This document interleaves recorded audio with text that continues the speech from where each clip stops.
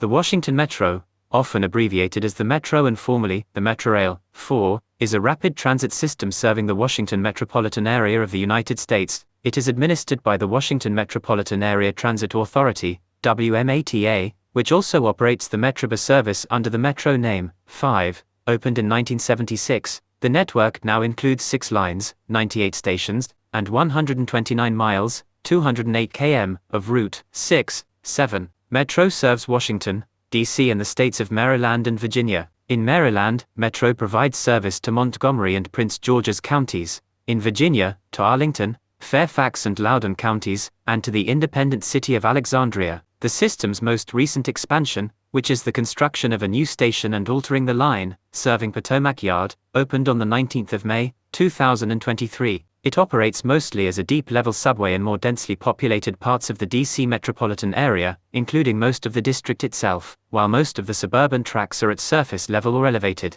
The longest single-tier escalator in the Western Hemisphere, spanning 230 feet, 70 m, is located at Metro's deep-level Wheaton Station, 8. In 2024, the system had a ridership of 166,654,000, or about 559,400 per weekday as of the first quarter of 2025, making it the second busiest heavy rail rapid transit system in the United States in number of passenger trips, after the New York City subway, and the sixth busiest in North America, 9. In June 2008, Metro set a monthly ridership record with 19,729,641 trips, or 798,456 per weekday. 10. Fares vary based on the distance traveled, the time of day, and the type of card used by the passenger. Riders can enter and exit the system by using either contactless payment or a proximity card called Smart Trip.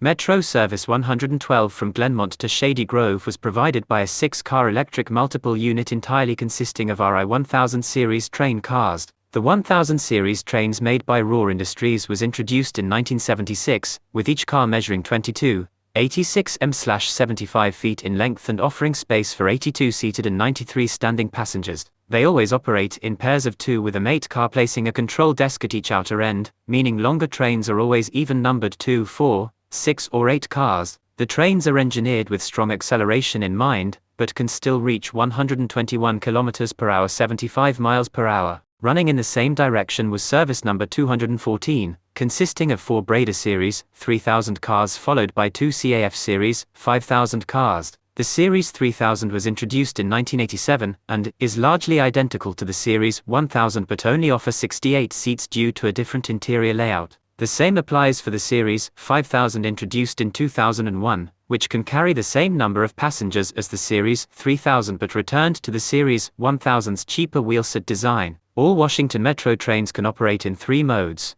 Mode 1 Automatic. The train operates essentially autonomously, with the Automatic Train Control, ATC, and Automatic Train Protection, ATP, controlling all the train's functions from the doors to acceleration and braking. In this mode the driver has the role of an observer for both the track and possible error messages from the onboard system. This is the standard mode all trains are expected to operate in. Mode 2 Manual, with speed protection. The driver manually dictates acceleration and braking, while the ATP ensures adherence to the speed limit at all times. Mode 3, fully manual. ATP is disabled. The train's entire operation is at the hands of the driver with no backup protection of any kind. This mode is only intended to maintain operations if equipment malfunctions. Disable Mode 1 or 2. On the 22nd of June 2009, Metro Service number 112 departs Tacoma Station at approximately 4:54 p.m. It's a Monday afternoon at the beginning of rush hour, and while exact numbers aren't known, it can be assumed that the train isn't exactly empty.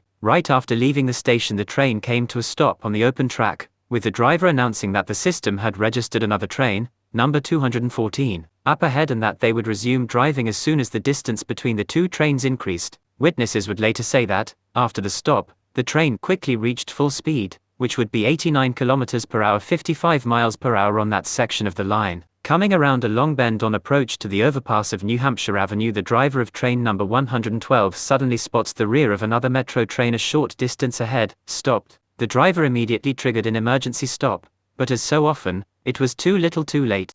Minutes later at 5:02 p.m., 4, train 112 rear-ended train 214, 5, which was stopped between the Tacoma and Fort Totten stations while waiting for another train to leave the Fort Totten station. 6. 9 people died, including the operator in the lead car of the moving train, Janice McMillan, 42, of Springfield, Virginia. 7. At least 80 people were injured. The death toll makes the crash the deadliest in metro history. 7, 8, 9, 10, 11. The NTSB found that train 214 had come to a stop entirely within the faulty circuit B2-304, making it effectively invisible to the automatic train control (ATC) system. Other trains had received speed commands of 0 when traveling through this circuit, but had enough forward momentum to make it to the next circuit and resume detection and receipt of speed commands from the ATC system. Train 214 was going slower than normal because it was being driven in manual mode by its operator, and it came to a stop while remaining on circuit B2-304 and was therefore invisible. Train 112 behind it was given full speed, 55 miles per hour, 89 kilometers per hour, commands by the ATC to proceed on the track. The investigation found that the emergency brakes had been applied by the operator of train 112 when train 214 came into view, but it was too late to avert the collision, which occurred with a speed of about 49 miles per hour, 79 kilometers per hour. 1. A series of near collisions in 2005 in similar circumstances in the tunnel between Foggy Bottom and Roslyn stations led to a new test procedure that would have identified the faulty circuit after installation. By 2009, however, Metro engineers were unaware of this incident or the tests developed to detect the failure condition. At 5:20 p.m., rescuers first entered car 1079, the lead car of train 112-2. This car had telescoped over the rear car of the stationary train, trapping many passengers who required rescue by emergency workers using ladders for access. 4. Survivors described the crash as like hitting a concrete wall with air clouded by smoke and debris, and panic among passengers when car doors did not immediately open. 14. Dennis Oglesby, a United States Army soldier, and Martin Griffith, an Army contractor and former Army soldier, who were in the lead train and were uninjured in the collision, helped passengers evacuate from their train, most of whom appeared to have minor injuries. Oglesby and Griffith then noticed that 6 to 8 people from the other train had been ejected by the force of the collision and were more seriously injured. One person from the overtaking train had been thrown onto the roof of the stationary train and had suffered a severe head wound. Oglesby and Martin gave first aid to the more seriously injured victims until help arrived, and informed responding emergency personnel that the rails were still powered and needed to be shut down. 15. Evening rush hour commuters waiting to board shuttle buses at the Rhode Island Avenue Brentwood station on the evening of the collision immediately following the collision. Firefighters and paramedics from District of Columbia Fire and Emergency Medical Services were dispatched to the Tacoma Metro station and arrived at the location of the collision soon after. DC Fire Chief Dennis Rubin stated that the initial 911 emergency calls made the incident seem small, but after firefighters arrived on scene, they dispatched mass casualty incident teams. Within 2 hours, more than 200 firefighters were on scene in response to the 3-alarm incident. 16 rescuers worked through the night of the 22nd of June, using cranes and heavy rescue equipment to free trapped passengers and search for bodies. 17. Fire Chief Dennis Rubin initially confirmed 4 fatalities, including the train operator, and 74 injuries, 14 of which were considered moderate and 6 critical. 18. 5 of the dead were discovered in the wreckage and removed from the site of the collision on the morning of the 23rd of June, as cranes dismantling the wrecked trains revealed the bodies. 9 fatalities were eventually confirmed. 8. Janice McMillan, the train operator, died while attempting to stop the train and was later commended for her efforts. 20. Major General Ret. David F. Worley Jr., of the District of Columbia Air National Guard, known for deploying fighter jets to defend Washington, D.C. during the 11th of September attacks, died in the collision along with his wife, Anne. The other passengers who died in the crash were Lavonda King, Veronica Dubose, Cameron Williams, Dennis Hawkins, Mary Doolittle, and Anna Fernandez. 22. According to Daniel Kaniewski, a former George W. Bush administration Homeland Security official now with the Homeland Security Policy Institute at George Washington University, the overall emergency response was calm and ordered, indicating that U.S. emergency response during extraordinary incidents has significantly improved since the 11th of September attacks. Immediately following the incident, Red Line services were suspended between the Fort Totten and Tacoma stations, and New Hampshire Avenue was closed. 24. Service between the Silver Spring and Rhode Island Ave Brentwood stations was suspended pending the completion of the initial investigation and the clearing of debris. This section was expected to remain shut down at least through the 23rd of June. Service was temporarily increased on the 79 and S9 in response to the crash. Washington Mayor Adrian Fenty said that transportation all along the East Coast will be significantly impacted. 17, as Amtrak and MARC trains run on tracks adjacent to the crash site. Bus services were deployed to route Metrorail passengers around the closed track, but area commuting was severely affected. The federal government urged its employees in the Washington metropolitan area to remote work on the 23rd of June if possible. 25, 26. The Red Line was projected to be very crowded after resumption of service, and the Washington Metropolitan Area Transit Authority, WMATA, advised people to take alternate bus routes. The replacement bus shuttle between the affected stations was expected to be subjected to long delays. 27. Services were restored in both directions on Saturday, the 27th of June, but with a reduced maximum speed of 35 miles per hour, 56 kilometers per hour, on the entire Red Line, and slower speeds in the area of the collision. Shortly after the incident, WMATA General Manager John Cato stated that the cause was not known but that the system is safe. 29. The National Transportation Safety Board, NTSB, began an investigation. 7. WMATA and NTSB investigators considered several possible causes, which might include operator error, brake failure, fault in the computerized signal and operation system, or a combination of the three. During rush hour operation, train movement is typically controlled by a centralized computer system, and a separate decentralized system can automatically apply the brakes to prevent a collision. These systems had failed at least once in the past, and the NTSB subsequently identified incompatible specifications, from the maximum deceleration capability of the trains to the deceleration rates used in the wayside system design. 30, 31, 32. The train has a manual emergency brake, which can be applied by the driver in the event of an imminent collision, if the driver can see and identify the hazard with sufficient time to stop. Officials indicated that the manual brake was indeed engaged. 33.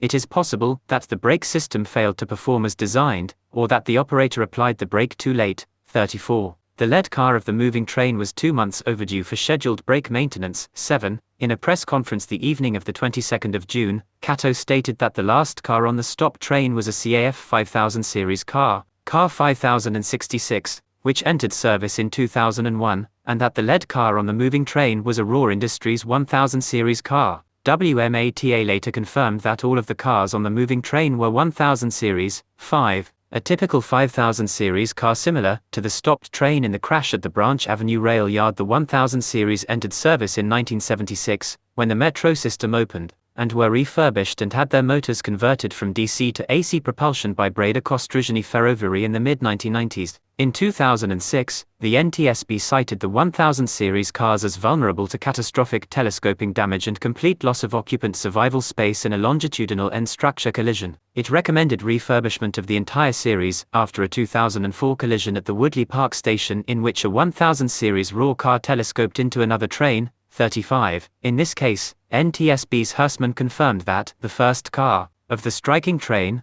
overrode the rear car of the struck train, and much of the survivable space on that first car of the striking train was compromised. 8. The NTSB called for the accelerated retirement of the 1000 series cars, or urged that they be retrofitted with crashworthiness collision protection that is comparable to 6000 series car rail cars. 36. Additionally, the 1000 series cars lack data recorders that could be used in determining the cause of a crash. 7. During the press conference, Cato stated that he had no basis to suspend the use of 1000 series cars at this time. 35. But WMATA later announced a decision to stop using the 1000 series cars as the lead or trailing units of any trains. 37. On the 24th of June, WMATA issued a press release stating that the agency is not likely to know the cause for several weeks or months as the investigation unfolds. 38. 24 hours after the incident, the NTSB confirmed that evidence indicated that the emergency brake had been engaged by the operator. Additionally, the striking train was in automatic mode and so the onboard software should have stopped the train. On the 25th of June, NTSB tests of the 740-foot, 230 m, long track circuit below the stopped train showed that it did not work correctly, failing to detect the presence of a test train that investigators had placed on it. 40, 41, 42, Hersman said, "These circuits are vital. It's a signal system. It's providing information, authorization and speed commands to the following train. but stopped short of blaming them in this case. 33. WMATA had replaced all 20,000 track circuit relays system-wide in 1999, after a component designed to last 70 years began failing after only 25 years in service, but the agency claims that none of the newer relays had failed prior to this event. 7. WMATA ordered the inspection of all track circuits on its 106 miles, 171 km, of track after the NTSB test. 37. On the 23rd of July, the NTSB announced that the track circuit at the crash site had been malfunctioning since 2007, 18 months prior to the collision, and WMATA has since found 6 other circuits within the system that have been behaving unusually. WMATA disabled each circuit that could not be immediately fixed and created an online circuit tracking system, similar to its elevator outage tracker. The NTSB report on the crash was released on the 27th of July, 2010, and blamed a faulty track circuit, part of the automatic train control system, for causing the crash. 44. 45. WMATA made a press release detailing changes on the 26th of July in anticipation of the release of the report. A plaque is located in Fort Tartan's mezzanine that commemorates the victims of the crash. 47. On the 22nd of June, 2015, the 6th anniversary of the crash, the Legacy Memorial Park in honor of the victims was opened. 48. 49. Ground was broken exactly 1 year previously by Mayor Vincent C. Gray. 50. The park features a memorial wall and 9 inscribed sculptures, one in honor of each person who died in the crash. The sculptures were created by sculptor Barbara Liotta, and the memorial was designed by the firm of Hunt Lordy. The design is titled A Sacred Grove. 51. 52. Representatives of victims' families and city government officials attended the dedication, but Metro officials did not. 53. The park is located at the entrance to Blair Memorial Gardens, which is close to the site of the collision. 52. The same week as the memorial dedication, the National Transportation Safety Board held hearings related to another fatal incident in the Metro system that happened earlier in 2015. The juxtaposition of the two events was noted by some commentators. 51. 53. On the 3rd anniversary of the crash, NTSB Chairwoman Deborah Hersman and Mayor Gray attended the unveiling of a plaque on the Charles A. Langley Bridge. The bridge crosses the rail tracks at the site of the crash, and a makeshift memorial had been maintained there by victims' families. It's been 16 years since the collision, and hopefully we never see another accident on Metro ever again.